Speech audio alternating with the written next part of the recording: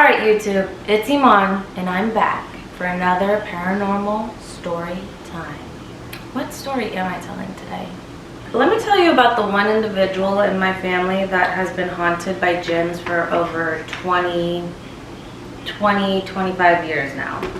This individual is a close relative of mine. She was always one of the individuals babysitting me while my mom and dad were working when I was young. So this story has been told to me over and over again, several different times. And it's always because I would always inquire about her health, her well-being, you know, what's going on with her. I would inquire because she always had health problems. Not only that, but she's always constantly, her mood is always fluctuating, always constantly. One day she's super happy and energetic, the next day she could be completely drained of energy and just mean and snippy and short tempered, short fused. So at one point in my life, I had looked up to this individual a lot. She was the only one out of the family, out of my dad's generation, to go to college. She was like a good role model through and through for the most part. Like I said, she was super energetic. She always had a bunch of friends. She was always going out. She was always adventurous. And that was always something that I admired about her. I loved the fact that she was always out because my mom was quite the opposite. My mom was a homebody. And she would always just go to work, come home, you know, stay in the house. And as I mentioned in my last video, I was not like that. I love to be outside. I love to meet new people. I love to talk to people. I love to get their story. I love to get their viewpoints on different subjects. I liked to pick people's brains and understand people's cultures that were different than mine. It was something that interested me a lot. She was similar in that sense. Like she's still kind of like that. She still talks to a lot of individuals, but to be honest, as of recently, she hasn't really been herself. When she is having one of her down days and you ask her like, what's wrong, what's up, you know, what's going on, she'd always be super dismissive about it, like, oh, I just couldn't sleep, or I just was up all night.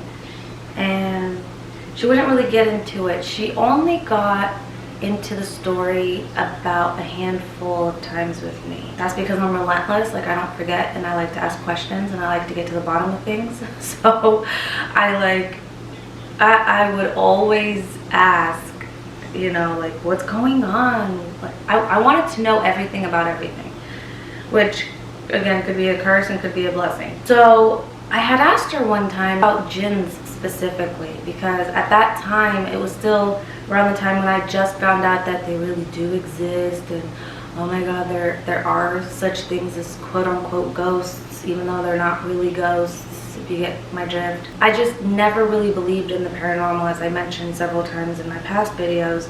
And when I started to understand that this was something that was real, well, I wanted to understand it fully. So I would ask every single person about it, like, hey, did you know that jinns really exist? And then they'd always reply with, well, yeah. I'm like, what do you mean, yeah? Like, how come nobody clued me in? Like, what's up? Yeah, hi, here to learn. Could have told me just a little bit. But anyways, and then they would start, like most people would start to share their experiences.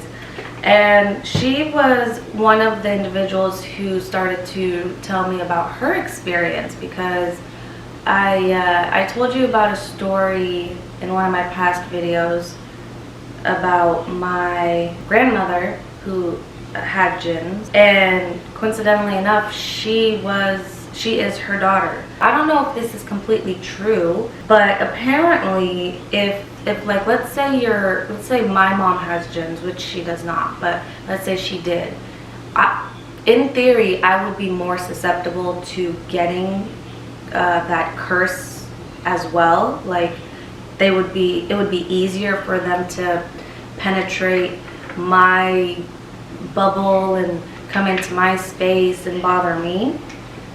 But thank God my mother does not have that problem. So anyways, it seemed to everybody in the family that she had gotten her jinns through her mother, or that's all what we thought. But when she tells the story, apparently it didn't even come from her mother at all. So at the time she was going to college, and she was going to UC Berkeley right here.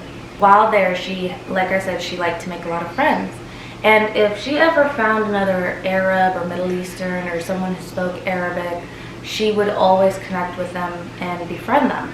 Now, just because you speak Arabic or you're from Middle Eastern or Arab background doesn't guarantee that you are a good person. Let me just state that. There's good and evil in everywhere, right? Every country has it. So she had met this Moroccan lady. When she first met this lady, she actually wasn't the most beautiful woman she's ever seen. She wasn't very appealing to the eye. She said she had a nice personality, but it wasn't like her personality was like amazing and just irresistible. We've all met that one type of person in our life where you meet them instantly and every single person can just fall in love with their personality. They're just easily likable. Well, apparently so. She wasn't one of those types of people. She was the kind that had to grow on you. My aunt was always going to her house, and at this time this lady was married to, quote unquote, this beautiful, handsome man who was so charismatic and just easily likable by anyone that would see him. Like if you would see him, you would automatically think he was also very handsome, etc. So whenever she would go over to her house to study, the Moroccan lady, she would always get mad because she would catch her husband looking at her, or like she was just a very jealous and insecure individual. It started to cause problems between her and the Moroccan lady. So from there it escalated to a point where the Moroccan lady then confronts her and she's like, are you trying to steal my husband from me? Because at the time she wasn't married, okay? She was like I said, still young, still like around 18, 19, maybe 20 years old, 21 at the most. She had confronted her, asking her like, are you trying to steal my husband? Why are you always looking at him? Why is he always looking at you? Why are you guys always joking with each other? And the type of, like I said, the type of individual she was a very like happy-going. She, till this day, she'll still crack jokes. Like she just likes to make people feel comfortable, and the easiest way for her to feel like you're comfortable is if she makes you laugh, which is what most people's logic are, right? If you can make me laugh, then there's less of like a tense environment in the room, right? So that's why most people like funny people, because it's lightheartedness, right? So anyways, the Moroccan lady did not appreciate that at all.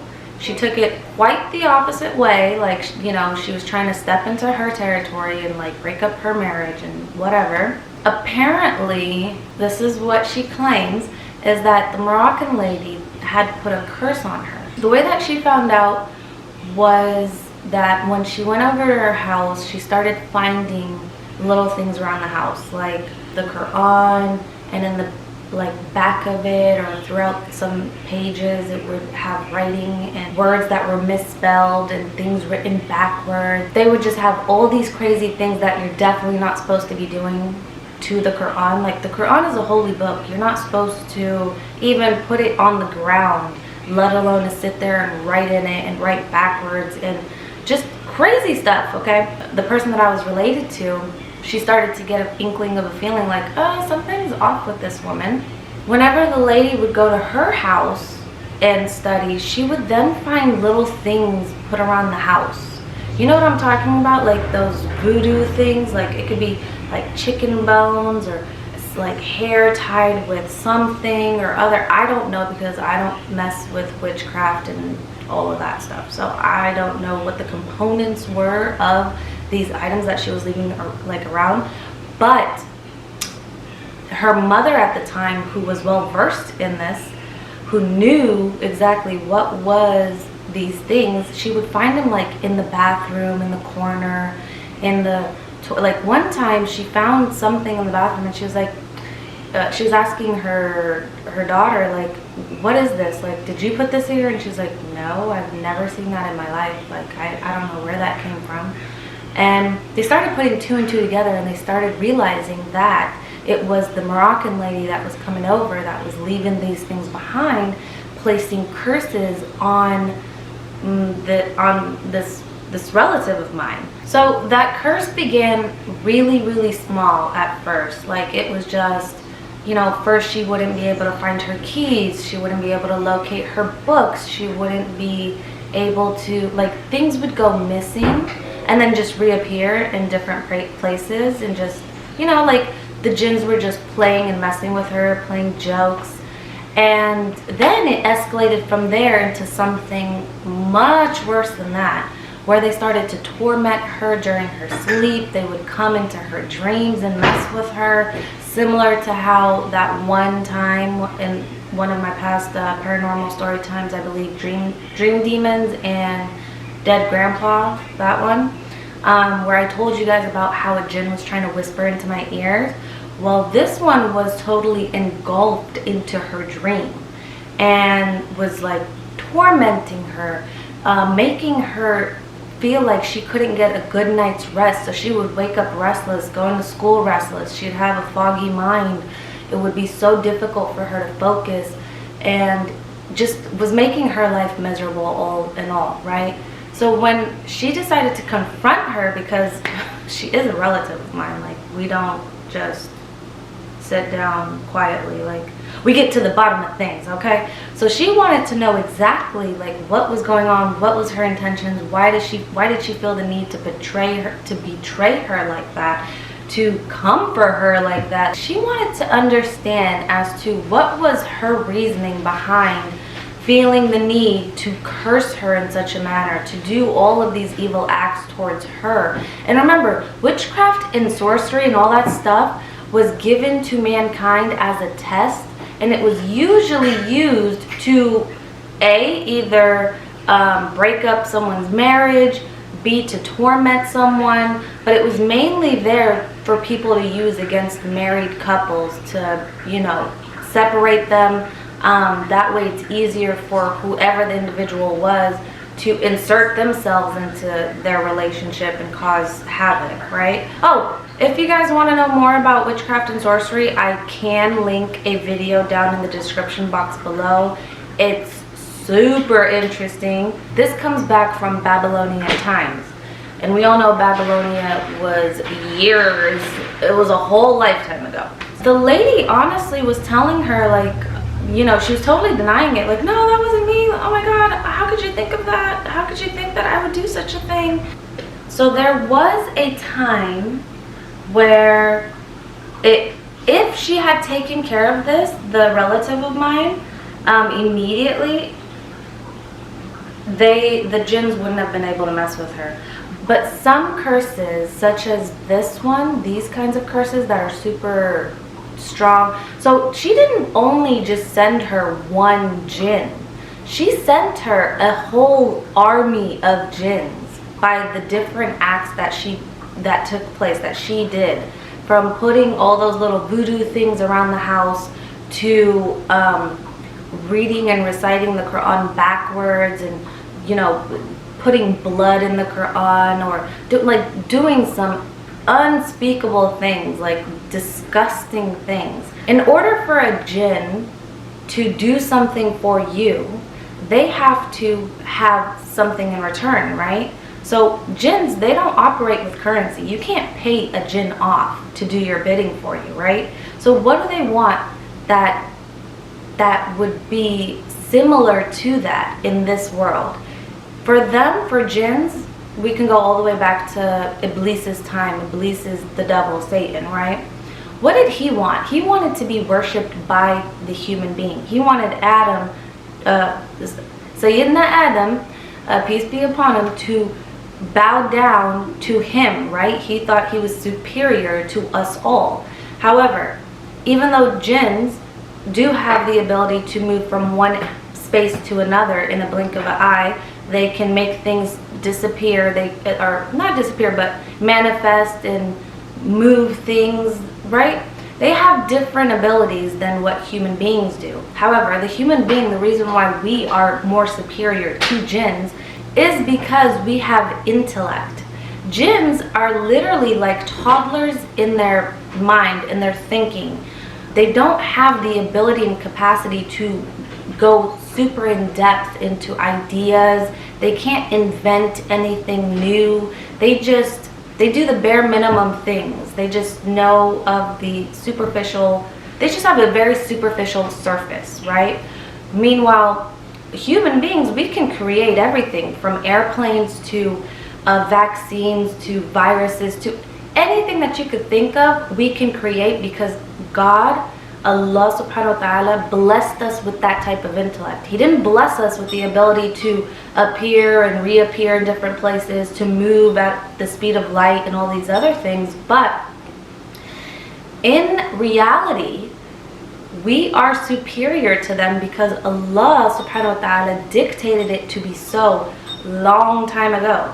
So the one thing that jinns really truly desire of us is for us to bow down in worship to them. So what does the jinn want you guys to do? They want you to refuse God, right?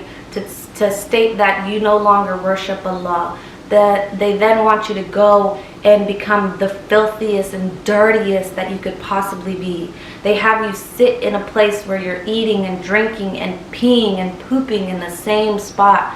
They have you playing with your own blood and disgusting things. Now once you reach that level, then they ask you to then go and commit all of these sinful acts with your relatives, from incest to rape to murder, just unthinkable acts that you would never, no normal human being would ever consider doing. So once you do that, then it's like you've already damned yourself so far gone, you're not going to get any help from Allah because you've already took all of these different steps and measures to refuse Allah's love. So she did all of these acts so she can then make her offering to the jinns, so they can then in return do her bidding for her. So my relative was able to see all of these different steps being taken place in front of her eyes, and at the time she was still very young, so she didn't understand exactly what was going on because she wasn't into sorcery or witchcraft herself. It was very difficult for her to figure it out in the beginning, but then when these jinns started messing with her in her dreams, started coming to her and appearing, and just, let's say that she would be listening to Quran or reading Quran, all of a sudden she'd feel sleepy and tired, and they would put her to sleep because jinns do not like hearing Allah's words. Because at the end of the day, if you ever do encounter one and you just say A'udhu billahi minash shaitanir rajim, Bismillahir Rahmanir Rahim, they will literally disintegrate into a tiny little thing in front of you, because that's how small they feel in comparison to Allah subhanahu wa ta'ala. So for you to give them any type of power like that, that's just, it's delusional. Why are you so delusional? So she didn't understand exactly what was going on, right? She then started to notice that it was increasingly getting worse and worse throughout the years. So even when she, at this point, would start, like I said, start to read the Quran, they would put her to sleep. Every time she would try to pray, they would make sure she wouldn't get up on time.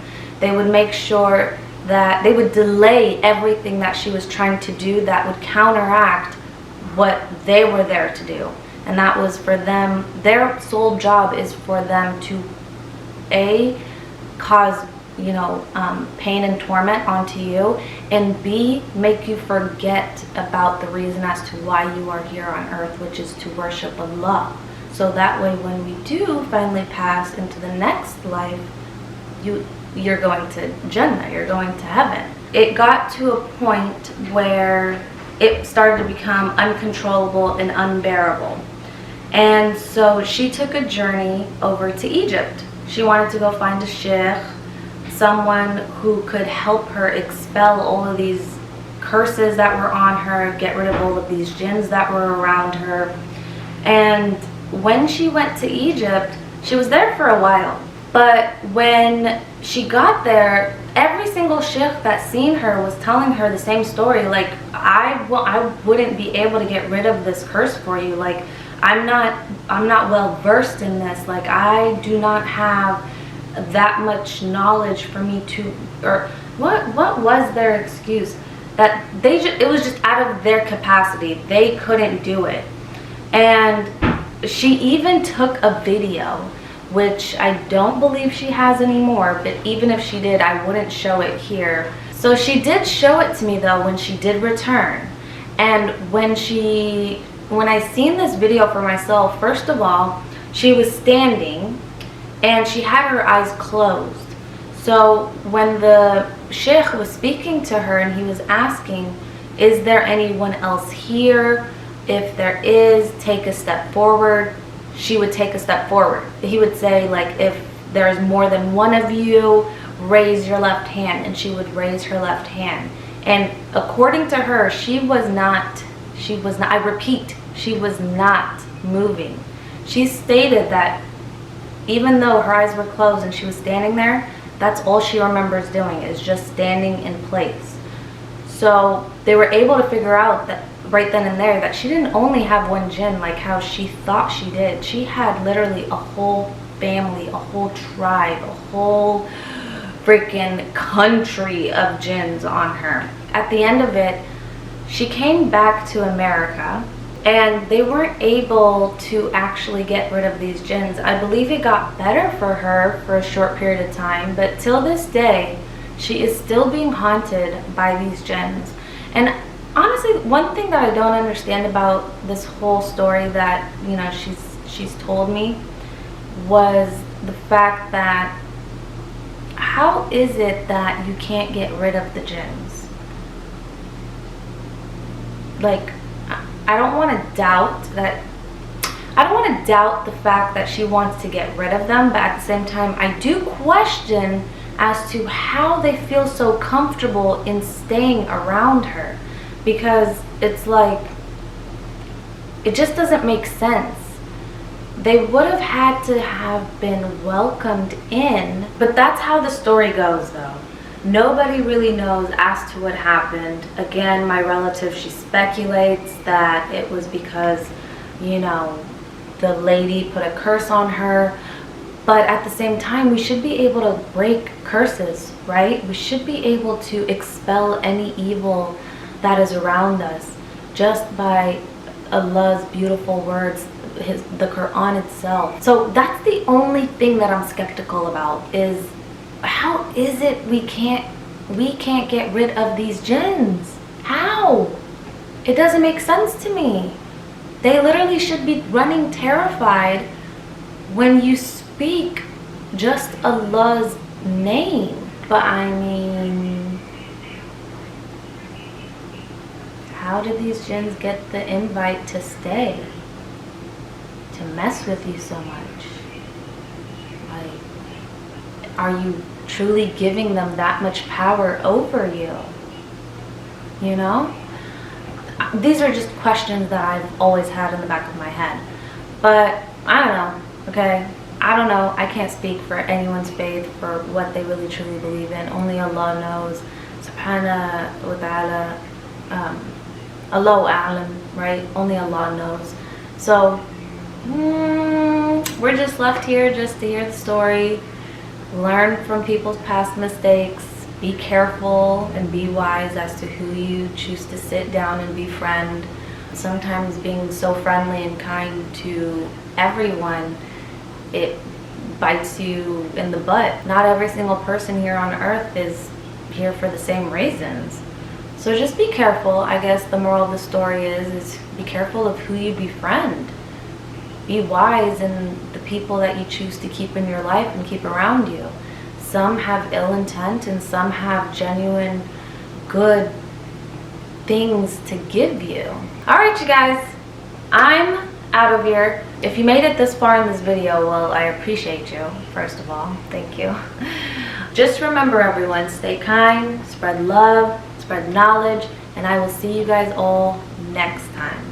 The next video should be a true crime case, so if you subscribe to my channel for true crime, well, you're in luck. That should be the next video that I roll out.